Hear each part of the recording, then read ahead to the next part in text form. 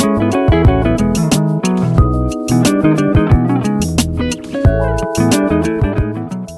afternoon and welcome to Capital Markets Cocktails with Lambert Company. I'm your host for today, Tyler Deur, a senior manager here at Lambert, and I'm joined by Capital Markets veteran Jeff Tryka, a senior director on our team. With that, I'll turn it over to Jeff to further introduce the launch of the series. Thanks, Tyler. By way of background, as we've been working through remotely during the pandemic and started thinking about ways to creatively interact and talk about current events in the markets and emerging trends that impact investments and investor relations. We've hosted a bunch of webinars. We've had virtual events, and we most recently I've hosted a couple of virtual wine tastings with some of our colleagues. And we started thinking about similar virtual events that our team could host, and Capital Markets Cocktails was born. So every couple of weeks, we plan on a short discussion of a timely topic surrounding a cocktail chosen by one of us or by our guest. And we plan to post the recipe for the cocktail and provide opportunities for interactive audience participation as well. So questions and comments that we'll respond to as we do this. And so with that background, we can start our pilot episode, and we're planning on discussing a recent blog post that I wrote about kind of what the post-COVID world would look like for the investment world, particularly the leisure and hospitality sectors. And we're doing that with martinis, and in my case, a dirty martini. And if you think about it, a martini is kind of an ideal cocktail for thinking about hospitality and leisure. And in the years when I was frequently traveling and doing investor relations, and I found that it was somewhat relaxing to come back to the hotel at the end of the day and get to the bar and enjoy a cocktail. And my choice was always a dirty martini with 3 blue cheese olives. And so that's what we're going with today.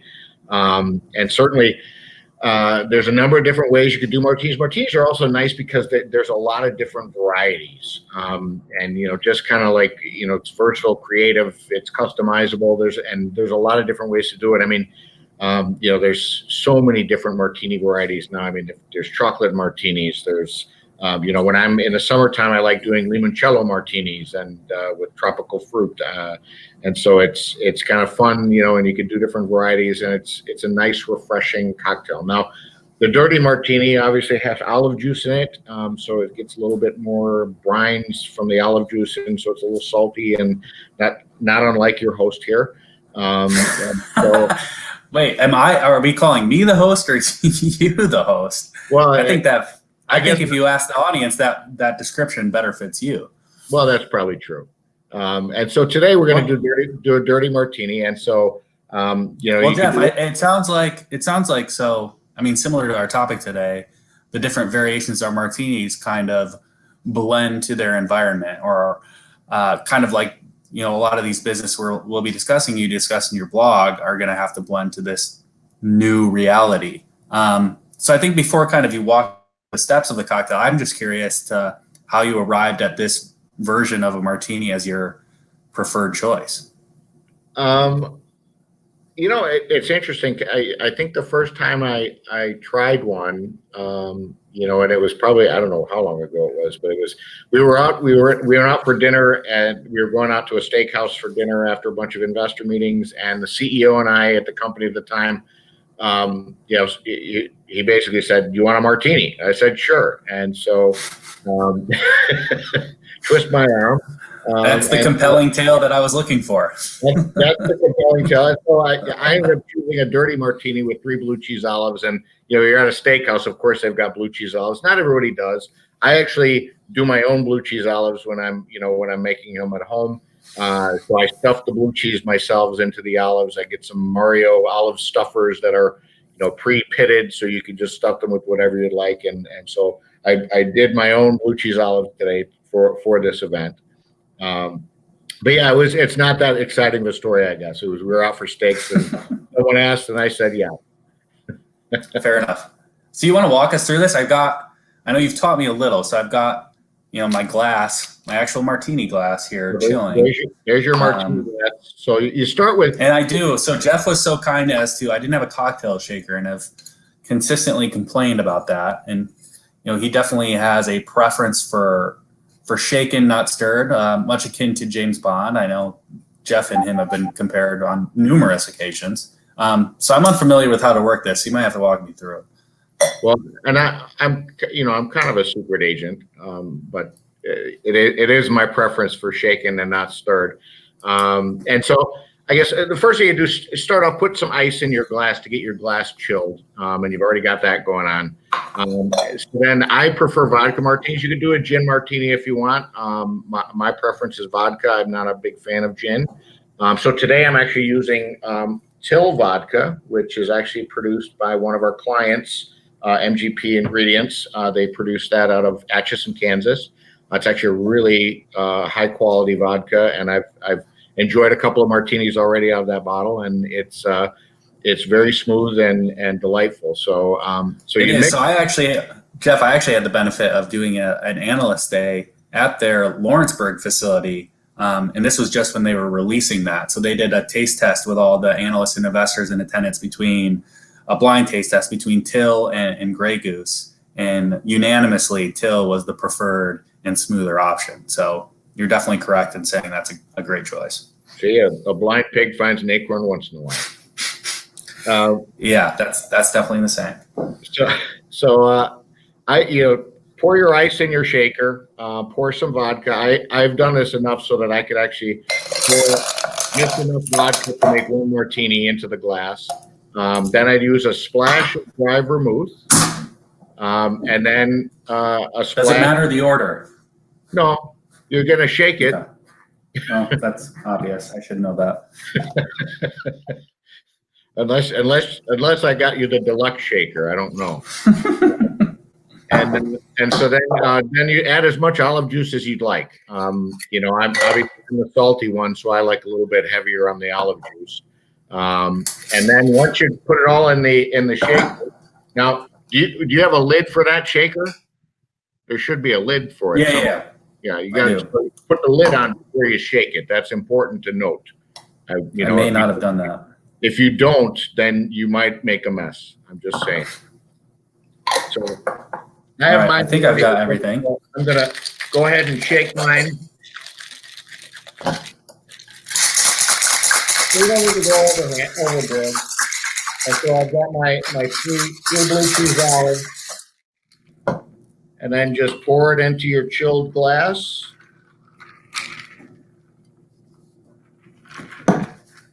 And there you have it. You're ready to go. Is this a strainer? Yeah. Yeah. Well, I don't know. I didn't see what I actually ordered for you, but mine actually has a little lid on it that's got its own strainer, so it pops the lid. This seemed to work all right. But if you don't have a lid like that with a strainer, then you just need to strain it through that strainer device, and you'll get it into there. So the reason I like shaking it is because when you shake it, the ice starts to break down a little bit, and so you get some really nice chilled ice crystals right on the top of your martini, and I just really enjoy that. So sure. And we're going to be posting the recipe likely in advance of this, right? Or as we announce it, so the audience can hopefully participate. We should have the recipe available, as we do this. So you'll be able to download the recipe and get that detail as well. And that's going forward as well. We have the recipes posted with all the materials, the content for this. So with that, here. Cheers, Jeff. Cheers. So let's dive in a little bit into your blog post. So it's a blog post kind of detailing what to expect in a post-COVID world, specifically for leisure and hospitality. Now, at Lambert, we often work with small and mid-cap size companies. We're pretty industry agnostic, but we do have a focus in those two areas. So why were those the choice beyond our expertise? Well, I think a couple of things. First, I mean, obviously, we have a pretty strong history and background in leisure and hospitality in our firm. I've worked in the RV industry for over 15 years now. was an analyst covering the RV industry before that. So we've got the leisure aspect covered. But then I know we've also worked with a lot of food service companies. We've worked with a lot of other leisure and hospitality focused companies over time. Some on the PR side, not all on the IR side, but it's been a pretty good balance as we've gone through. So that was really the focus. And quite frankly, for this blog post, it not only was our experience within the leisure and hospitality industry, but also the fact that that is one that's been most disrupted by COVID. And, whether it's airlines or hotels or restaurants, they've seen their businesses truly, truly decimated by the stay-at-home orders and all of the restrictions that have been in place, not only, in the immediate aftermath of the pandemic, but then again, during reopening where, restaurants that used to, maybe have 100 tables or 50 tables and be able to seat that many guests in a seating. And now all of a sudden they come out and they can only use 25% of their tables due to social distancing and regulations. So how do you deal with that? Hotels, you've seen hotel chains that, were changing some of their cleaning practices to be more efficient and reduce costs. And now they're back to, being much more stringent on cleaning. There's airlines. I saw that there was an article a few weeks ago from the CEO of Ryanair, which is a big Irish airline, about how do we deal with, airline travel when we come out of this? How do you get minimum social distancing when planes have been designed for decades to fit as many people as possible in them?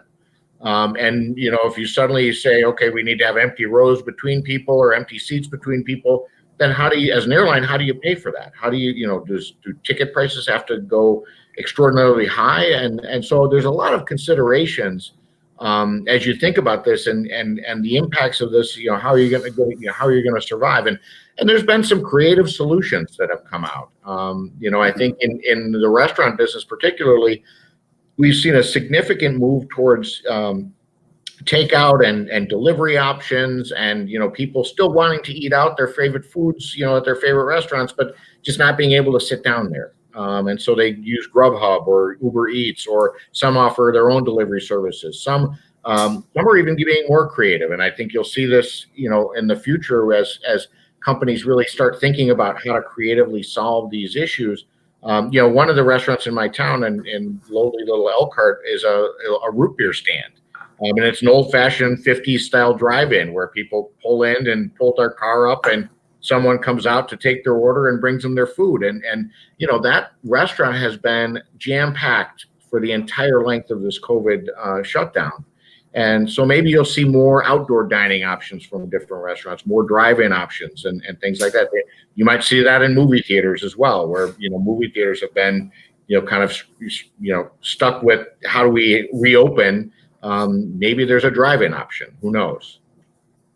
Yeah. Well, Jeff, I know you've touched on kind of a lot of the practical and those, who are dealing with this firsthand, how they might be adapting and adjusting. But obviously we provide consulting in relation to communications with the investment audience and the analyst audience. So as a former analyst yourself, I'm kind of curious as to what counsel we can provide there that, might even apply outside of these industries. I'm thinking, for those that don't have a natural update, such as we work with a lot of community banks. So we've helped organize communications both internally and externally around, what those operations are going to look like, what the protocols are, and that the priority, of course, is the employee safety and health.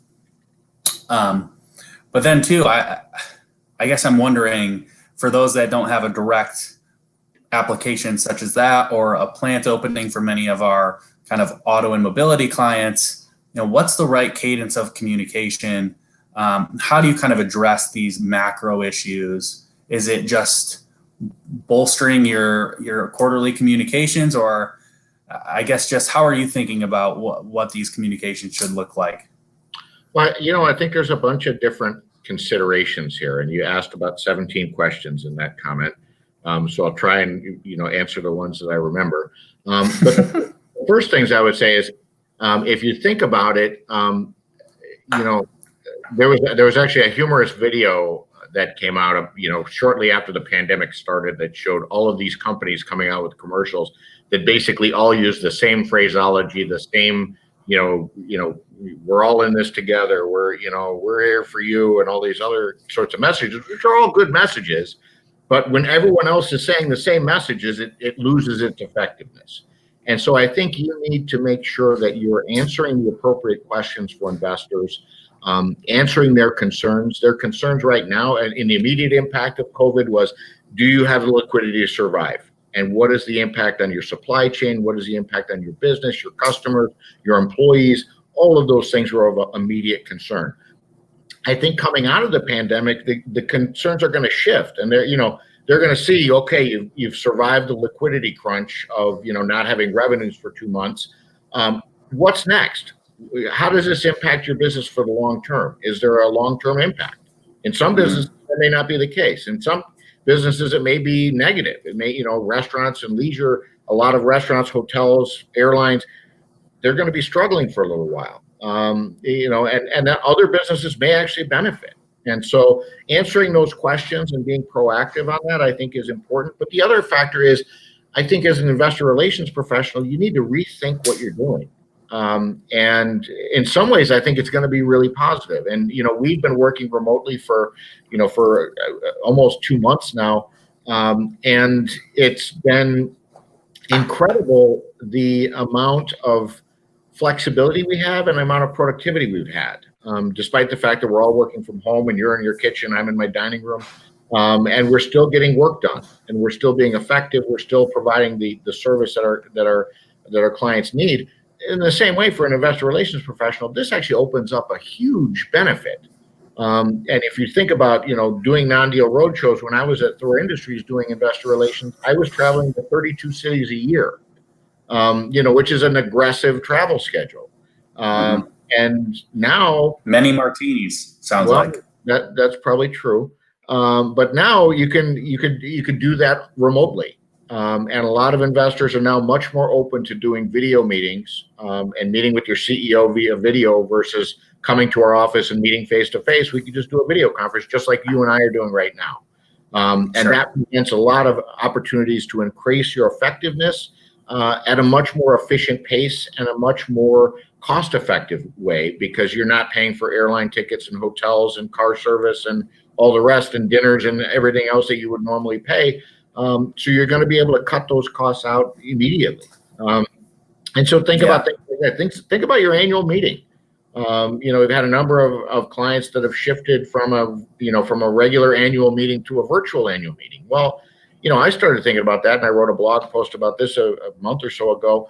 What are the opportunities for you if you're going to do a virtual annual meeting, where you used to spend a lot of money on a ballroom at a hotel and, presentations, and, there's a lot of expense for 3 or 4 shareholders that might show up for the meeting. Now you could actually do it virtually, and some companies have been leading on this. Ford Motor Company has been doing this for a number of years now. And you're able to actually do the meeting, but you can highlight products, you can highlight production facilities, you can highlight new innovations that you're pursuing, and actually show the people on the screen, this is what we're doing. And it becomes a much more effective investor relations venue to actually tell your company's story. So taking advantage of those opportunities, I think, is really important. Yeah, and I guess just kind of as we close here, I wanted to take everything full circle. I know our team, I think, here at Lambert, just to provide another example, has done, as you mentioned a really good job of adapting to this new normal, I guess you could call it. I know we don't have the advantage of you coming to the office every once in a while now, Jeff, and enjoying your martini of the night at the hotel that you typically stay at. I know that's another tradition of yours. But I think you're exactly right. We've adapted to Microsoft Teams and holding meetings and talking to each other consistently about what we can be doing proactively for clients and identifying opportunities rather than just sitting back and waiting. I think exactly you're right with the annual meeting. We did a number of virtual annual meetings for clients and have the advantage of doing it across a wide spectrum. So bolstering our knowledge there. And I think we've... Remember too, I mean, there's going to be a lot of change that comes out of this, and there's going to be some winners too. And I think that's something to think about as well. And I think we're winning in terms of how we're adapting. And I think there's going to be other changes. In leisure and hospitality, you're going to have significant changes in the way people vacation and the way people socialize and the way people do things. And I think it's important for us all to keep an open mind on those things. I think, one of the industries that I know, my belief is that they're going to really benefit from this is the RV space. Now, I obviously worked in the RV industry, and I think they're going to benefit from this because, consumers are going to look and they're going to say, well, do I really want to get on a plane? And I'm not sure who I'm sitting next to, and maybe they're sick, maybe they're not. And so there's doubts that come in. And I think when, right now the RV industry is benefiting because people are looking and saying, well, I can buy an RV and it may not cost that much. And I can, I could have my own sheets, my own towels, my own clean dishes. I know who's used it before, so I feel a little more secure. And so in the same way, I think a lot of industries and a lot of professions, we're going to do the same thing. We're going to look and be creative to think, how do we solve these problems in creative ways where ultimately when we come out of the pandemic and get to the post-COVID-19 world, we're a lot better off than we were. Yeah, and I guess just in close, one quick question on that point to provide another takeaway for our audience.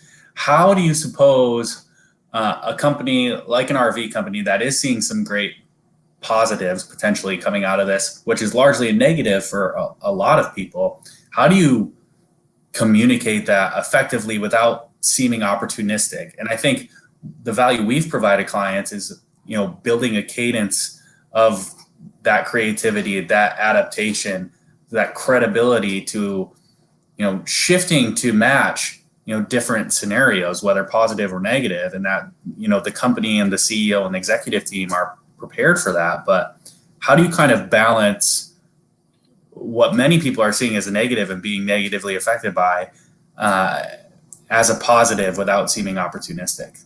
Well, I think part of it is continuing. You have to be consistent in your messaging. You have to be transparent in your messaging. And by all means, you have to focus on the positive aspects of your message because, if your business is like an RV company is having a good turn of events because this is actually going to, long-term provide people with more reason to buy your product, that's great.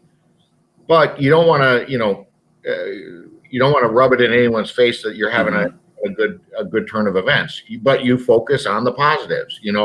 As an RV company, this may be a tragic turn of events, but it fits right in with the positive messages and the positive aspects that we've provided for consumers for generations.